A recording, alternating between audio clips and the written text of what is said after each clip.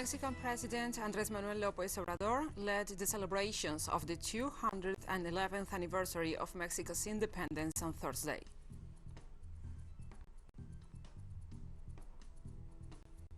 The Bahamas held general elections this Thursday, with the results ushering in a new prime minister.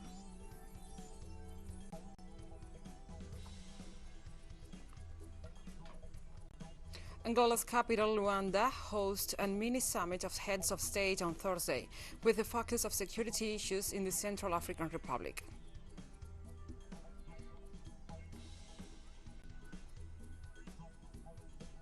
From the headquarters of Telesur English in Havana, Cuba, this is From the South.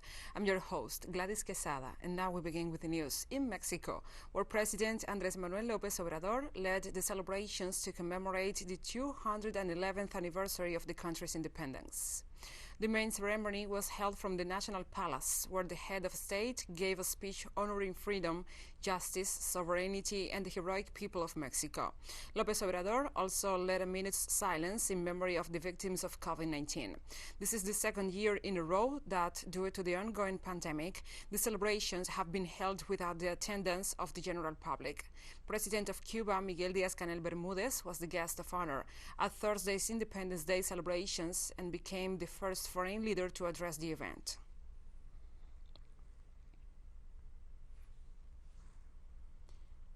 And Mexico held a military parade in honor of the anniversary of the independence on Thursday. The annual tradition dates back to the late 19th century and is held yearly in the massive main square known as the Zócalo in Mexico City, representing one of the biggest events of the year. The independence celebrations come ahead of the summit of the Community of Latin American and Caribbean States on Saturday, which will see regional leaders address the response to the pandemic and the establishment of funds to deal with disasters caused by the climate change, among other pressuring issues. It will also see Mexico outline the call to create a new body to replace the infamous Organization of American States, denounced for its interference in the internal affairs of several member states.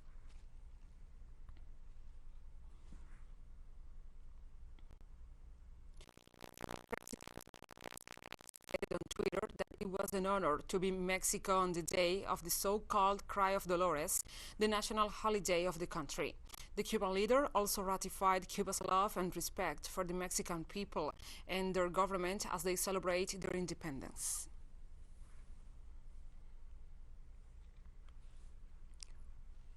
President of Bolivia, Luis Arce, also congratulated his Mexican counterpart on the 211th anniversary of the country's independence.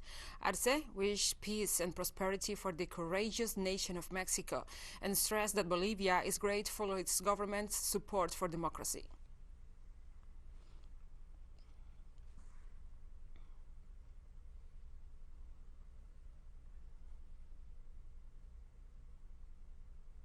As part of his speech to mark Mexico's Independence Day, President Andrés Manuel López Obrador highlighted support for Cuba in the face of continued attacks by the U.S. government. Let us hope that President Joe Biden, who is politically sensitive enough, will act with such greatness and put an end to the policy of grievances towards Cuba for good.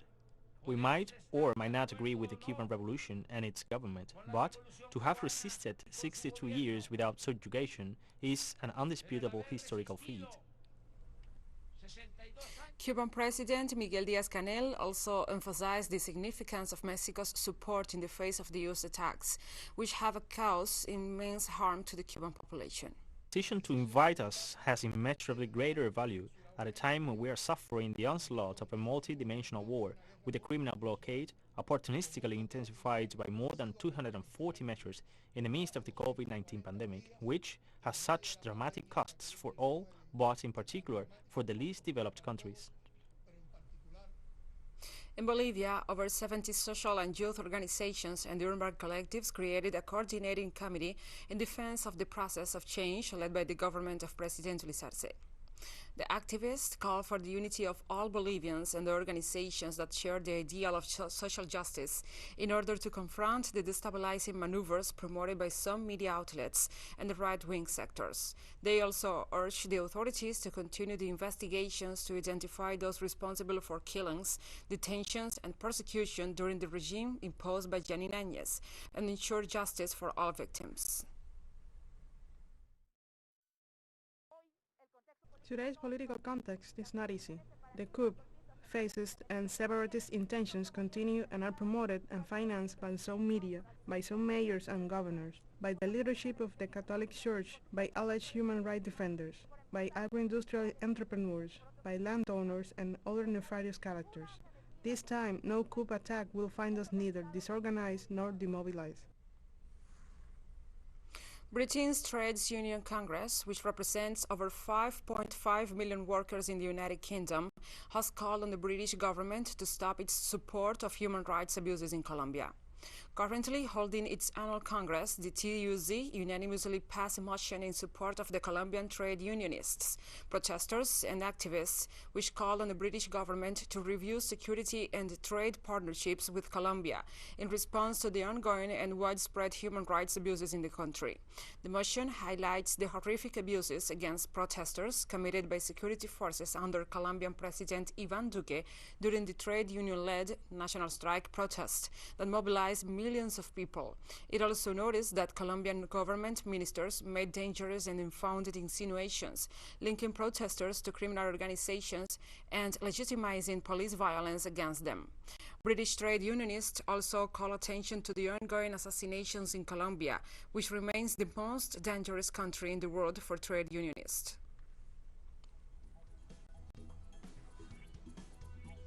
And we'll be right back after this very short break, so don't go away.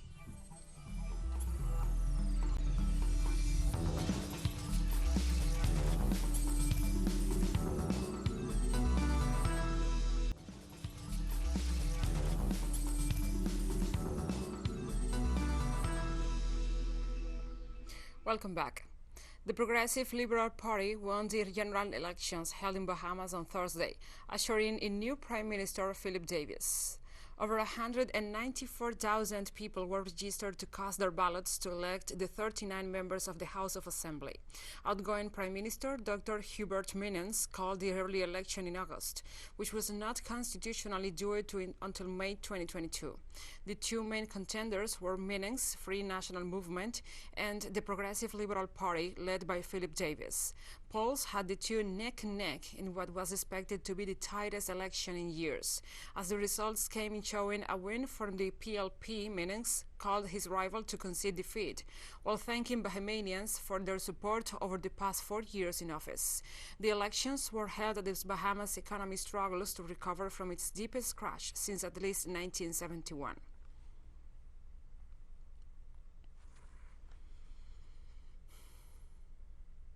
And France has reacted strongly to what it considers a stab in the back after Australia cancelled a $90 billion submarine deal on announcing a partnership with the United Kingdom and the United States, which will see it acquire nuclear-powered submarines and technology.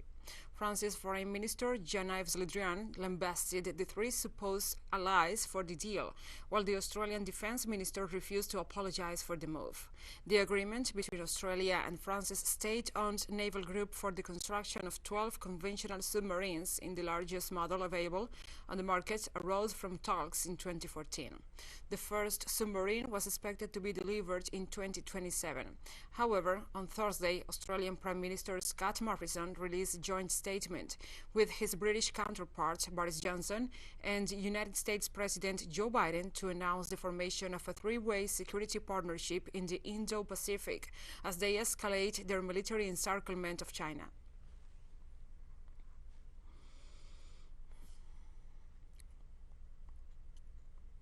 Meanwhile, the head of the European Union diplomacy, Joseph Borrell, noted that the bloc was not informed in advance about the new military partnership between the United States, Britain, and Australia, and understood that the French government was disappointed. The move fueled fears that Europe is being cut out by Washington as Western powers move to counter what they claimed is the rising threat posed by China, in discourse and action reminiscent of the Cold War. The 27-nation EU bloc is looking to strengthen ties in the Indo-Pacific region, which it says is of prime strategic importance for EU interest, and has said that this strategy could include bolstering the European naval presence in the Indo-Pacific. I understand very well how disappointed the French government must be, and I agree with my colleagues, the French Ministers of Defense and Foreign Affairs, about the need to increase our presence in the Pacific Rim to defend our interests and our values. No, we were not consulted, we were involved, and this obliges us once again. It is a good opportunity to recall, to reflect on the need to raise the issue of European strategic autonomy. It is a new proof of the need to exist on our own.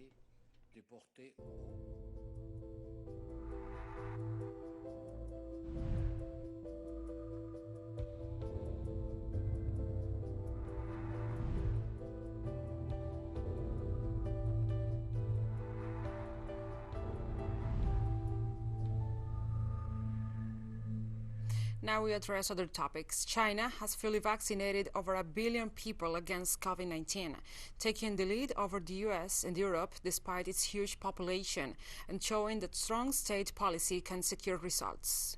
Mi Fen, spokesperson at the National Health Commission, said on Thursday that the country had inoculated over 70% of its population. The milestone comes nearly 10 months after China gave the green light to the vaccine produced by the state-owned national pharmaceutical group, Sinopharm, and kicked off its immunization campaign. Another 6 shots have since been developed by the domestic drug makers and have been cleared and rolled out to those aged 12 and older, while the vaccination of children from the age of 3 upwards has also begun.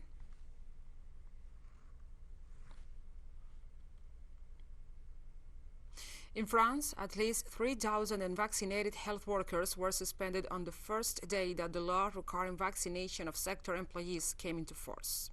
The French health minister explained that the suspensions are temporary and most of those suspended are not doctors but support staff, such as laundry workers or those from other services.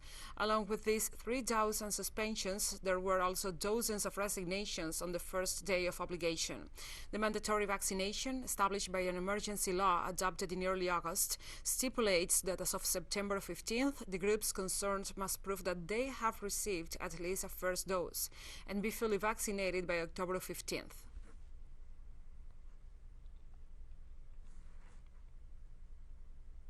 And Chile will reopen its borders to all vaccinated foreigners as of October 1st.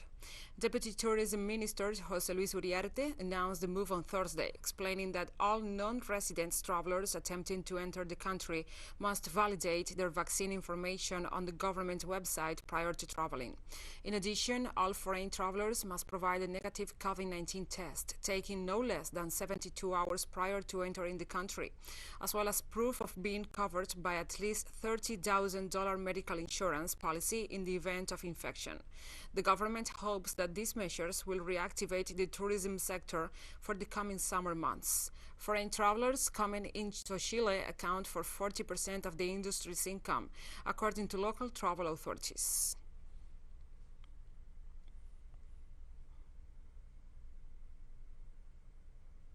After the slow and chaotic acquisition of COVID-19 vaccines in Brazil, including alleged fraud involving the country's far-right president Jair Bolsonaro, the nation is gradually advancing with the vaccination of its citizens.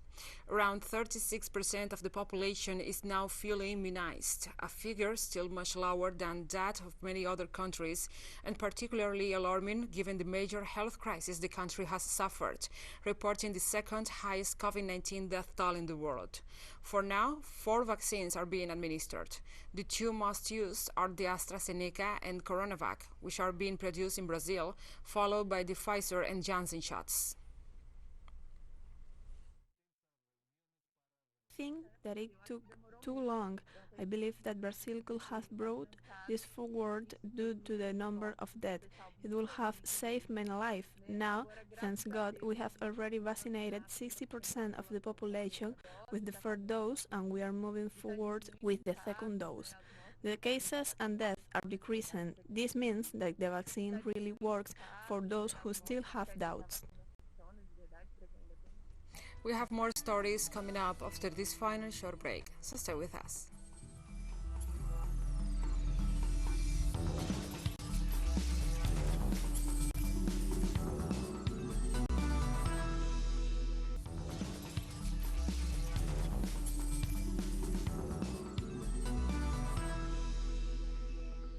Welcome back. Angola's capital, Luanda, hosts a mini summit on heads of state on Thursday, with a focus on security issues in the Central African Republic.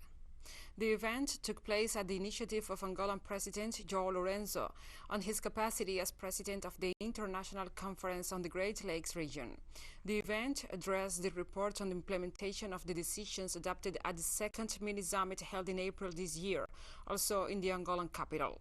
Participants also assessed the joint roadmap for peace in the Central African Republic, drafted by Angola and Rwanda. The Central African Republic has been in conflict since 2012, with the violence displacing hundreds of thousands of people.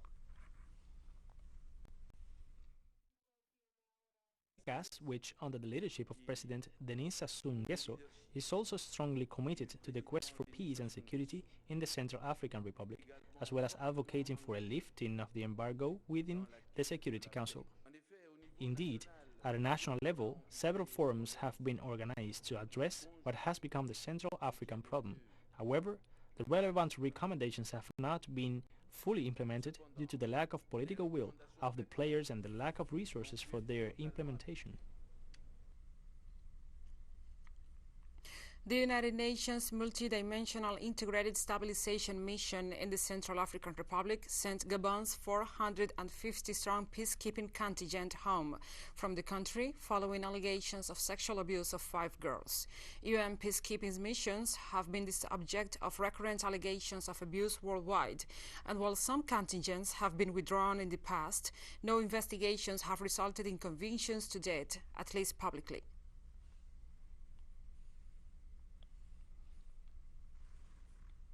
The Economic Community of West African States on Thursday called on Guinea's military junta to hold elections in 6 months in a push for a return to civilian rule after this month's coup.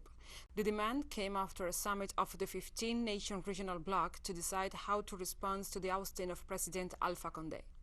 The head of state insisted that the transition must be very short. Must be very short. And they even went to the way of clearly stating that the transition should not last more than 6 months. So 6 months, election should be held. This time, the authority decided to go on specific sanction directly to individual. So we are not going to have the general sanction where we impose a ban of traveling, ban of trade, financial sanction on all activities, financing activities of banking and financial sectors. So it's very targeted. That's one thing. The 9th summit of the Collective Security Treaty Organization opened in the capital of Tajikistan on Thursday. The summit brought together the heads of government of Armenia, Belarus, Kazakhstan, Kyrgyzstan, Russia, and Tajikistan. Addressing the event, the president of Kazakhstan, Kassym-Jomart Tokayev, warned that the social and economic situation in Afghanistan could lead to a humanitarian crisis. The meeting was held amidst the uncertainties surrounding the future of Afghanistan, with the return to power of the Taliban after 2 decades of Western military intervention and the wider consequences for the Central Asian region. Russian President Vladimir Putin was the only head of state participating via video conference due to close contact with a COVID-19 case.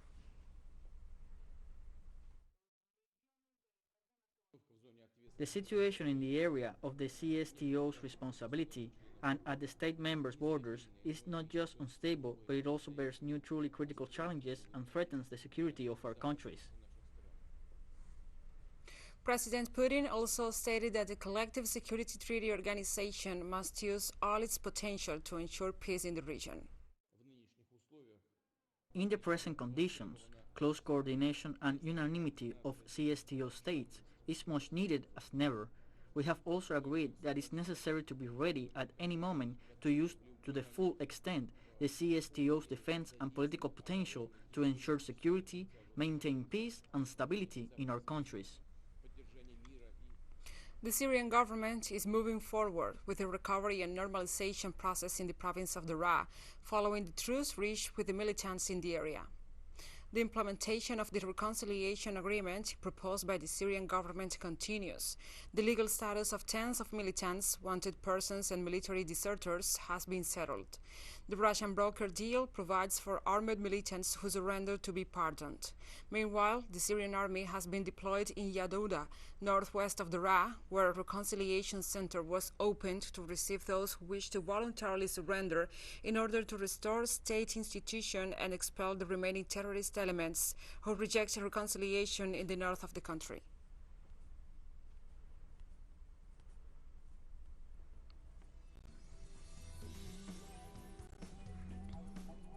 And we have come to the end of this news brief. But remember, you can find this and many other stories on our website at telesurenglish.net. And also, if you feel so inclined, please join us on social media. We are on Facebook, Twitter, Instagram and Telegram. For Telesur English, I'm Gladys Quesada. Thank you for watching.